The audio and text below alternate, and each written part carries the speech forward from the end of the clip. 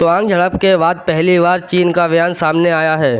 चीन के विदेश मंत्री वांग यी ने कहा है कि हम भारत के साथ संबंधों के स्थिर और मजबूत विकास की दिशा में काम करने के लिए तैयार हैं। अरुणाचल प्रदेश के तवांग में चीन और भारतीय जवानों के बीच हुई झड़प के बाद पहली बार चीन का बयान सामने आया है। चीन के विदेश मंत्री वांग यी ने आज भारत के साथ एक बार फिर दोस्ती का राग अलापा है। उन्होंने राजनयिक और सैन्य चैनलों के माध्यम से संचार बनाए रखने की बात कही है।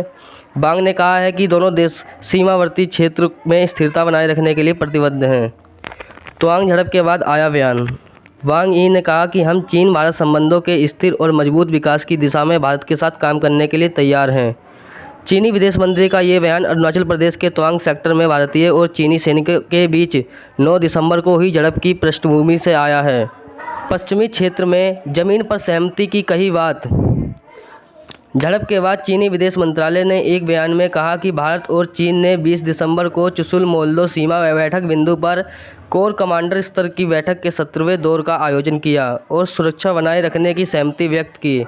बयान के अनुसार दोनों पक्ष पश्चिमी क्षेत्र में जमीन पर सुरक्षा और स्थिरता बनाए रखने के लिए सहमत हुए हैं। एमईए बोला, दोनों पक्ष सभी समस्याओं को सुलझाने के लिए तैयार।